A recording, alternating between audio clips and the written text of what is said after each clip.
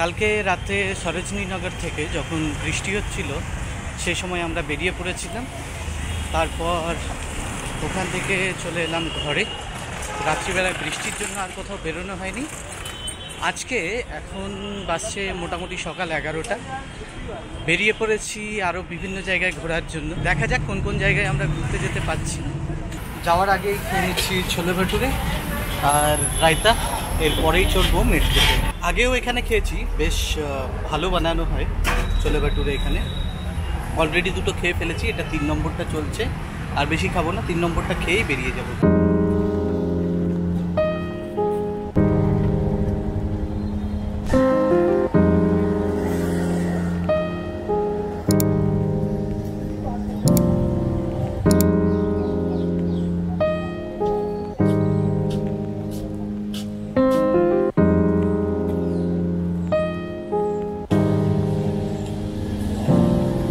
আমি এখন পৌঁছে গেছি লোধি গার্ডেনের ভেতরে। 1 নম্বর গেট দিয়ে লোধি গার্ডেনে এন্টার করার পর আমরা এগিয়ে চলেছি একটু সামনের দিকে। পেছনে আমার দেখতেই পাচ্ছেন সুন্দর রাস্তা করে রাখা রয়েছে, উপরে বেশ বড় বড় দেবদারু গাছ। এই গাছের ছায়া দিয়েই আর এই সুন্দরভাবে সাজানো রাস্তার উপর দিয়েই আমরা এগিয়ে চলেছি সামনের দিকে। ইতিমধ্যেই আমি দেখতে পেয়েছি বেশ কয়েকজন বিদেশি পর্যটক এখানে এসেছেন। খুব সম্ভবত তারা এখানে যখনই দিল্লি আসেন, দিল্লির আশেপাশে কি আছে সেই সমস্ত জায়গাগুলি ঘুরে দেখেন। তো লোধি গার্ডেন দিল্লির আশেপাশে থাকা সমস্ত যে ঐতিহাসিক জায়গায় বলুন বা ভ্রমণযোগ্য জায়গাগুলি রয়েছে তার মধ্যে একটি। এই লোধি গার্ডেনের ভিতরে ঢোকার পর এখানকার যে পরিবেশ রয়েছে সেটা আমার খুবই ভালো লাগছে। চারিদিকে পাখির আওয়াজ, দিল্লির যে ক্রাউডটা থাকে সবসময় গাড়ির হর্ন, ট্যাপুং ঝাবু, এই ব্যাপারটা এখানে নেই। বেশ সুন্দর একটা পরিবেশ।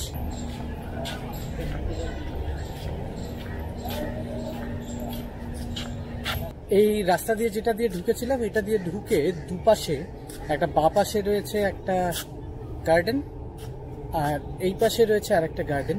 মেনলি এখানে বাচ্চাদের খেলাধুলা করার জন্য বিভিন্ন ধরনের যে আনন্দ উপভোগের মাধ্যম হয়, সেটা দোলনার থেকে শুরু করে বা আরও যে স্লিপারগুলো থাকে সেই সমস্ত কিছু রয়েছে।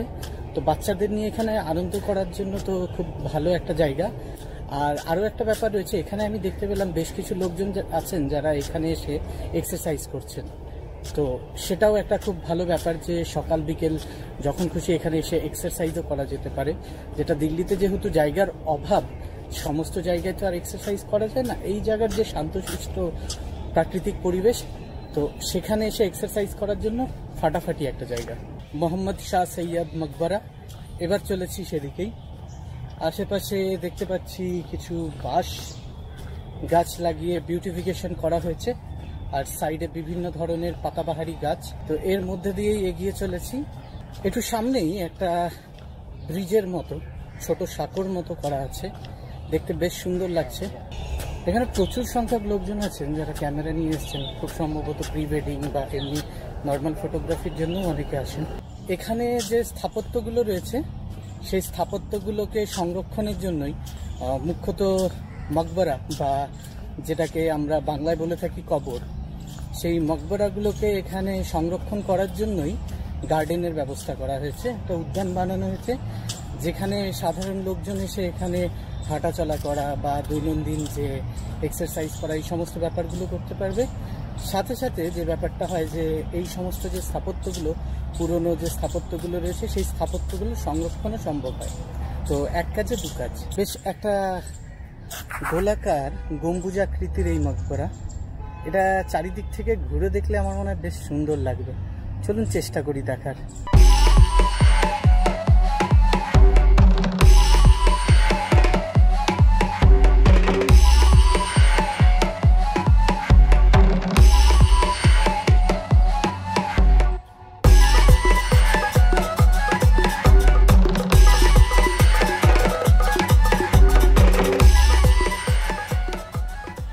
এই রাস্তা দিয়েই এবার এগিয়ে একটু সামনে এগোলেই একটা সিঁড়ি পাবো, সেই সিঁড়িটা দিয়েই ঢোকা যাবে এই মকবরাটার ভেতরে, মানে এই কবরটার ভেতরে। তো সেই দিকেই এগিয়ে যাচ্ছি। আশেপাশে অনেক লোকজন দেখতে পাচ্ছি যারা এই মুহূর্তেও সকালবেলার এক্সারসাইজ করছেন, যদিও 11:30 বেজে গেছে। আর আজকে একটু অসুবিধা হচ্ছে, আমি ঘড়িটা পরে আসতেই ভুলে গেছি তাড়াহুড়োর চোটে। যাই হোক, এবার আমরা এগোচ্ছি সামনের দিকে। এই যে সামনে যে সিঁড়িটা দেখছেন এই সিঁড়ি দিয়েই উঠে যাব ভেতরে।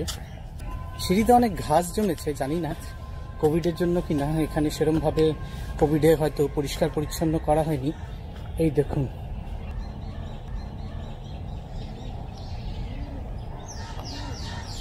ভেতরে পরে ঢুকছি, আগে চারপাশটা ঘুরে দেখে নিই। বিভিন্ন ধরনের ফুল আর জ্যামিতিক আকারের একটা প্যাটার্ন তৈরি করা আছে এসে ছাদগুলোতে। এই মকবরাটার চারিদিক দিয়ে এরম রাস্তা তৈরি করা আছে, মানে বারান্দা টাইপের করা আছে। বারান্দা দিয়েই আমরা হেঁটে চলেছি। যখনই আপনি ঘুরতে থাকবেন প্রচুর ভেতরে দরজা রয়েছে, ফাঁকা দরজা, তার মানে আলো আর হাওয়ার কোনো কিন্তু সমস্যা নেই। কারণ এই মকবরার ভেতরে ঢুকলেও আপনি যথেষ্ট পরিমাণে আলোও দেখতে পারবেন, হাওয়াও দেখতে পারবেন।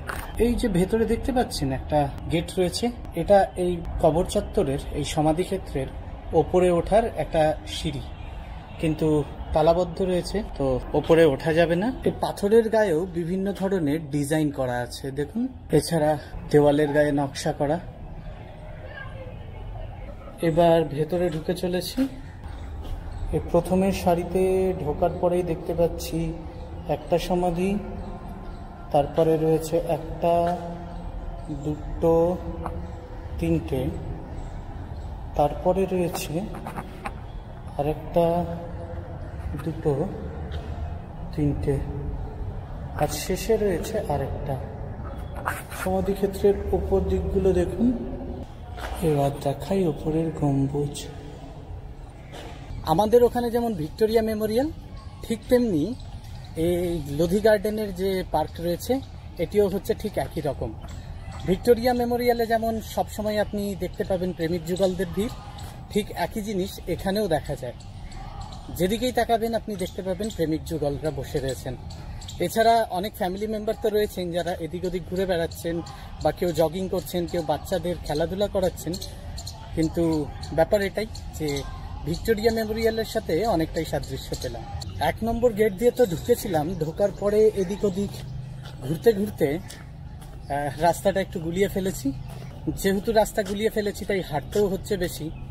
তার কারণই হলো অনেকটা বড় চত্বর, তো এবার এইভাবেই হাঁটতে হাঁটতে দেখি, কারণ আরও বেশ কিছু জিনিস ছিল এই পার্কটা ছাড়াও, আরও অনেক স্থাপত্য ছিল যেগুলো আমার দেখার বাকি রয়েছে। সেই দিকেই যাচ্ছি, দেখি কতটা কি করতে পারি।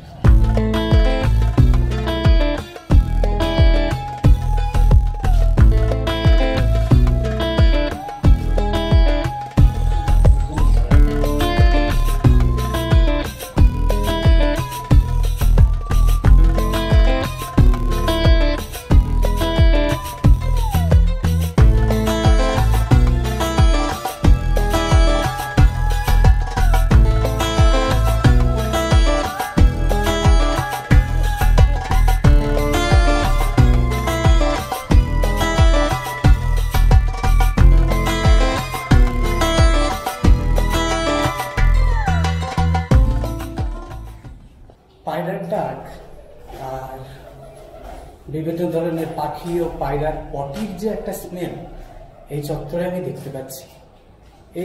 এই যে ঘরগুলো রয়েছে কি কাজে ব্যবহৃত হতো সেটা তো বলতে পারবো না, তবে কি বলবো, এই মুহূর্তে তো পরিত্যক্তই।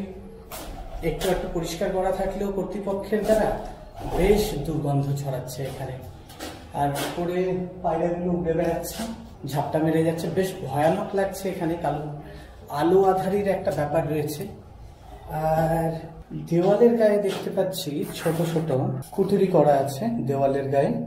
খুব সম্ভবত এগুলোতে প্রদীপ বা ওই ধরনেরই কিছু আলোকিত করে রাখার জন্য ব্যবস্থা ছিল।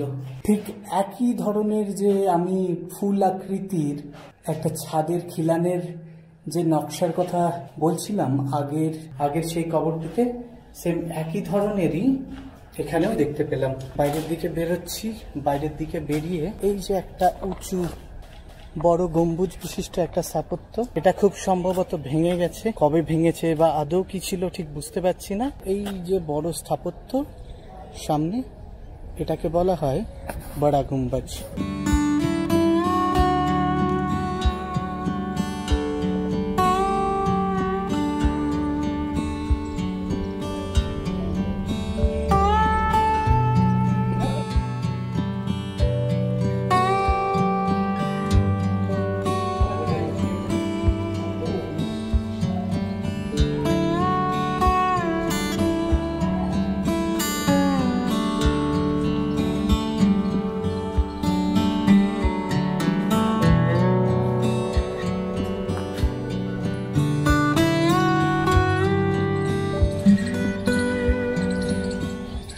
পেছনে বড়া গুম্বজ দেখার পর এবার আমরা এগিয়ে যাচ্ছি একটু সামনের দিকে।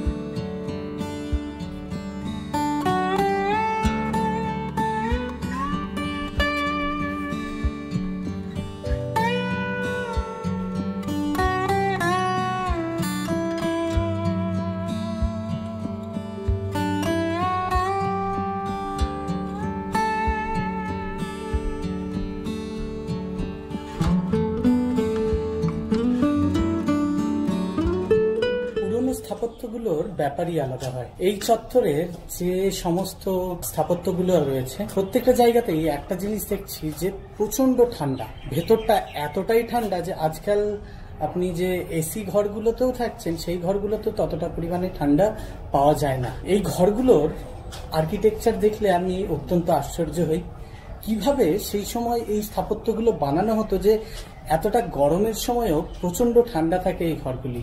দেওয়ালগুলি এত মোটা, এটা একটা তো কারণ। তাছাড়া রয়েছে চুনসুরকির ব্যবহার, যা আমাদের কংক্রিটের, সিমেন্ট বা অন্যান্য বালি পাথর এই ধরনের জিনিসগুলো দিয়ে যে পরিমাণে হিট তৈরি হয় ঘরের ভেতরে, তার 10 ভাগের 1 ভাগও এই ধরনের স্থাপত্যগুলোতে হয় না। গরমের দিনে এটা, শীতের দিনেও আবার গরম থাকে। তো খুব ভালো লাগে এই সমস্ত জায়গায় ভ্রমণ করার সময় যে বাইরে প্রচন্ড গরম আর ভেতরে ঢুকলেই বেশ আরাম, এতটাই আরাম যে আপনার বাইরে বেরোতেও ইচ্ছে করবে না। মোটামুটি ভাবে লোধি গার্ডেনের সমস্ত স্থাপত্য এছাড়া উদ্যান আমাদের ঘোরা হয়ে গেছে। তো এবার আমরা বেরিয়ে পড়ছি বাইরের দিকে। তো চলুন বাইরে বেরিয়ে অটো ধরি।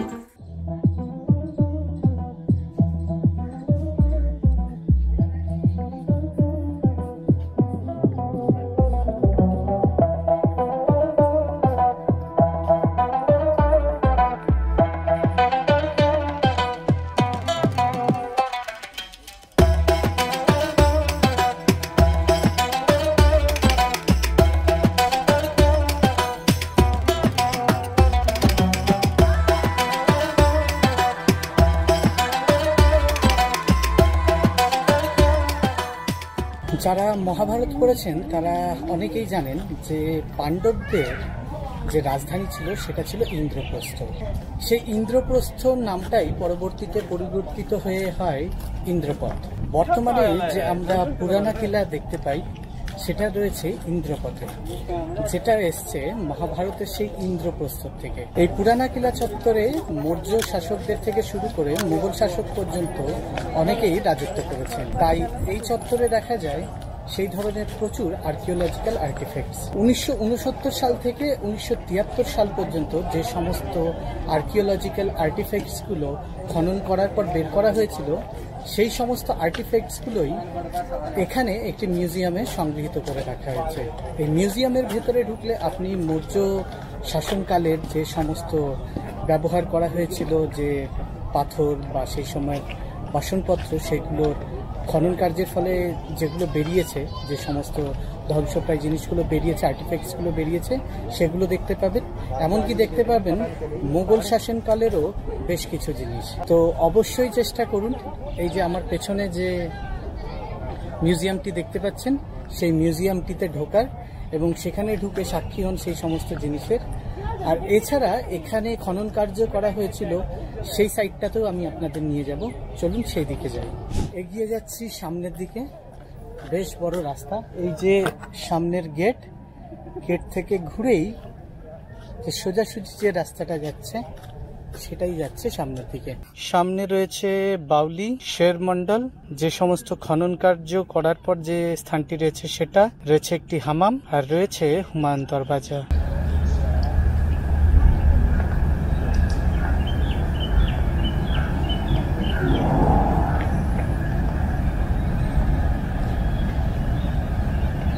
এই কিলা চত্বরে ঢোকার জন্য যে কয়েকটি দরজা রয়েছে তার মধ্যে একটা হলো বড় দরওয়াজা, আরেকটা হচ্ছে হুমায়ুন দরওয়াজা। আমার পেছনে যে দরওয়াজাটি দেখতে পাচ্ছেন সেটি হলো হুমায়ুন দরওয়াজা। তো আমরা প্রথমে বড় দরওয়াজা দিয়ে ঢুকে মিউজিয়াম দেখেছিলাম। মিউজিয়াম দেখার পর এবার আমরা সামনের দিকে যাচ্ছি। সামনের দিকে যে মস্কটা রয়েছে এটার নাম হচ্ছে কিলাই কুহনা মস্ক।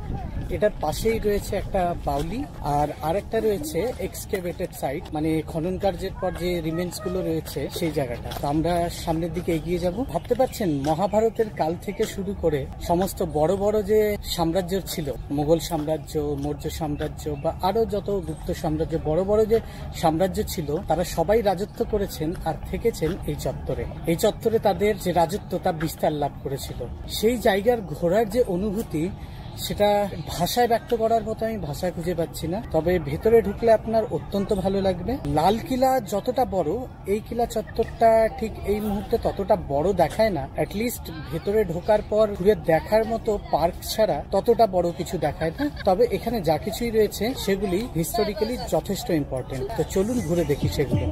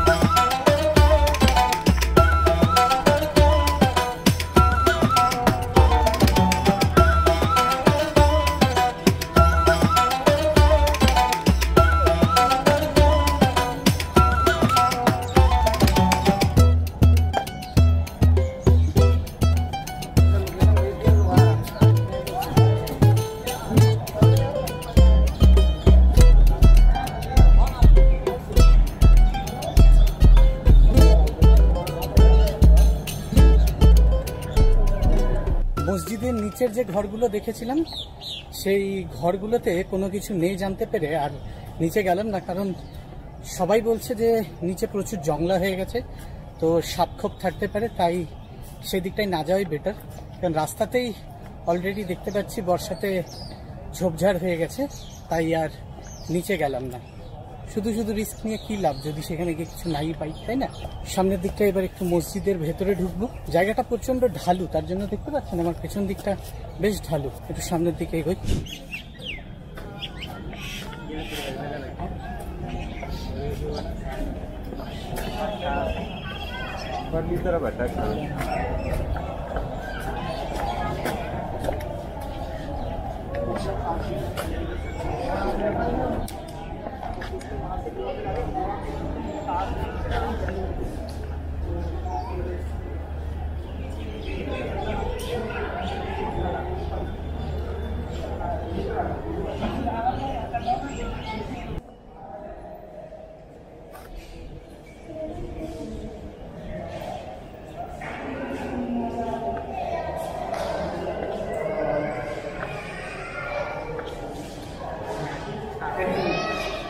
उन्हें वहीं बिठा दिया।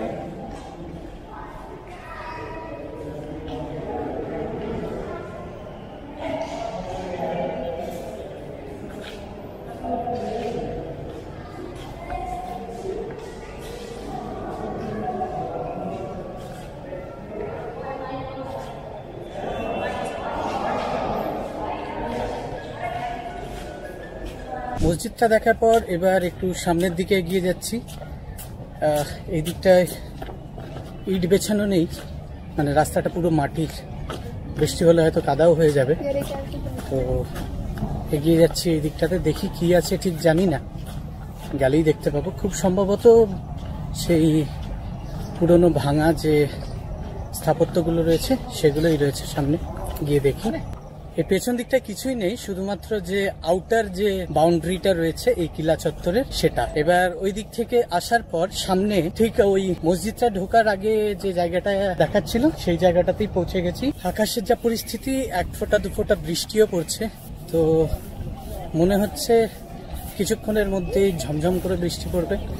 তাই একটা সুরক্ষিত জায়গা খুঁজে নিতে হবে যেন ভিজে না যায়। এখন আমি আছি হামামের ওপরে। এই দেখুন পুরনো ভেঙে যাওয়া হামাম। এই হামামের ওপর দিয়েই এই সিঁড়িটা দিয়ে নিচে নামা যায়, যেটা আগেই বলেছি।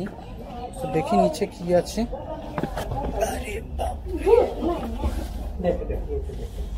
क्या है भैया नीचे? खाली है, नीचे से निकल सकते हैं? इधर ही निकलना पड़ेगा और कोई रास्ता नहीं है। আচ্ছা, নিচে ভেতরে কিছুই নেই, খালি, তাই ওইদিকে যাওয়ারও কোনো মানে হলো না।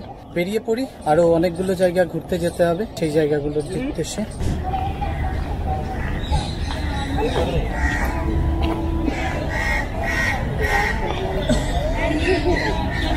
হুমায়ুন দরওয়াজা দেখা হয়ে গেছে, বাকি ওই চত্বরগুলোও দেখা হয়ে গেছে।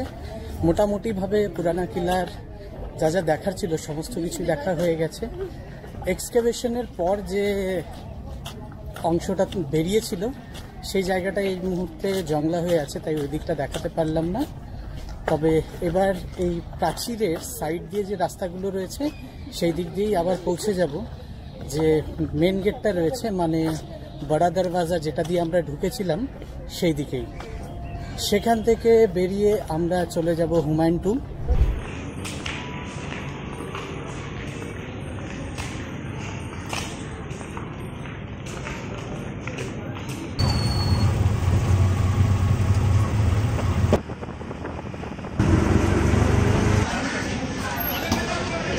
তো পুরানা কিলা দেখার পর ওখান থেকে আমরা তাড়াহুড়ো করে বেরিয়ে চলে এসেছি হুমায়ুন টুম। সামনের দিকে এগিয়ে যাচ্ছি, বাদিকে রয়েছে একটা খোলা জায়গা, লন টাইপের, যেখানে প্রচুর ঘাস হয়ে আছে। খুব সম্ভবত ওটা টিকিটের লাইন, যদি অবশ্য টিকিট লাগে, আর টিকিট না লাগলে তো কিছু দরকারই নেই। যে ফাঁকা জায়গাটার কথা বলছিলাম, এই জায়গাটারও একটা নাম আছে, বু হালিমাজ বাগ। এগিয়ে যাচ্ছি সামনের দিকে, টিকিট লাগবে, যার জন্য স্ক্যান করেও করা যেতে পারে, অথবা টিকিটের লাইন রয়েছে ওই যে সামনে।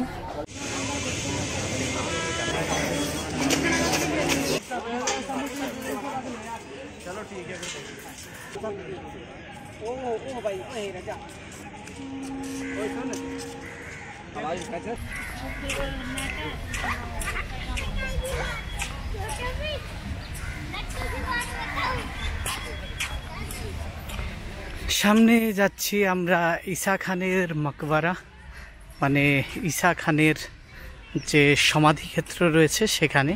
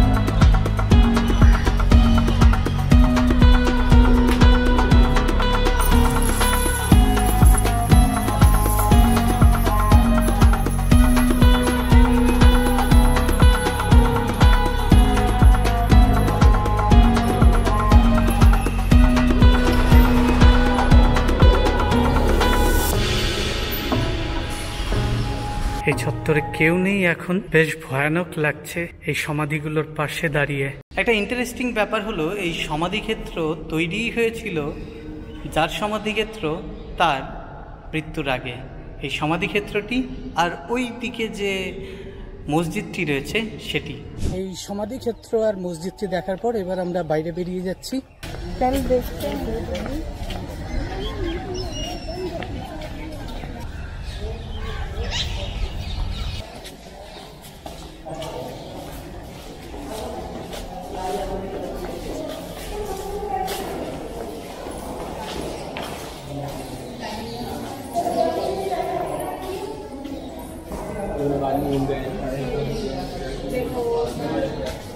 আমার পেছনে যেটা দেখতে পাচ্ছেন সেটা হলো মুঘল সম্রাট বাবরের পুত্র আর মুঘল সম্রাট আকবরের পিতা মুঘল সম্রাট হুমায়ুনের কবরস্থান, অর্থাৎ হুমায়ুনস টুম্ব।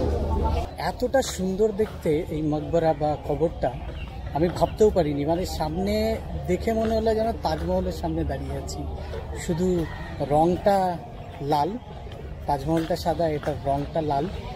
তো দারুণ সুন্দর। কোনো কবরস্থান বা কোনো মকবরা যে এত ভালো হতে পারে, এত সুন্দর হতে পারে, মানে আমার কোনো ধারণাই ছিল না। এখানে আসার পর আমি ভাবছি যে এটা কি একটা মকবরা নাকি একটা বিশাল আকৃতির কোনো প্রাসাদ, মানে পুরো প্রাসাদ বানিয়ে রাখা হয়েছে। আর হবেই না কেন, মোগল সম্রাট বলে কথা, ঠিক না? দারুণ এই মকবরাটা। দিল্লি এলে এটা ঘুরে যদি না দেখেন সত্যিই মিস করবেন যে দিল্লিতে এসে কিছুই দেখা হলো না।